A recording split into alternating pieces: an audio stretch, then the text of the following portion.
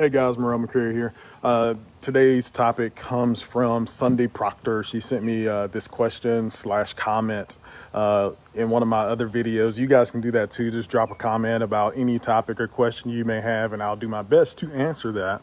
But her question for today is going beyond Google, Yelp, and those Better Business Bureau reviews. What should you look for when you're choosing a provider?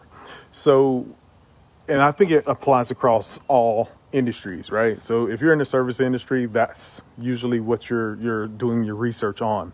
You want to make sure that, they're a credible company. You want to make sure they're listed on Google, Yelp, and BBB. I would lean more towards the Google reviews to base my opinion on a service provider, and Better Business Bureau as well. The other thing too with Yelp, those guys are like the mafia. I don't deal with them. They want me to pay to play, and I'm not going to pay to play their games.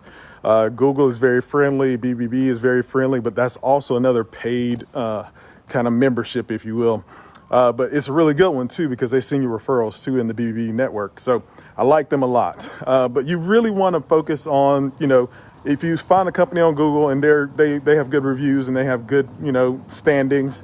If you see them on Yelp, they have good standings. That's another one. Better Business Bureau is a good one too if you're looking there. If they've got something that you're looking for as far as a provider.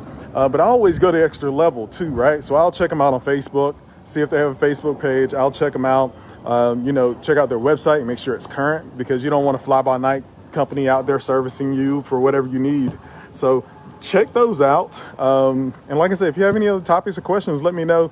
But, going past those folks, you got the Trust Dales and all that too. But, there's are, pay to play kind of carriers too. So anyway, that's all I got for today, guys. Have a good weekend. Talk to you tomorrow.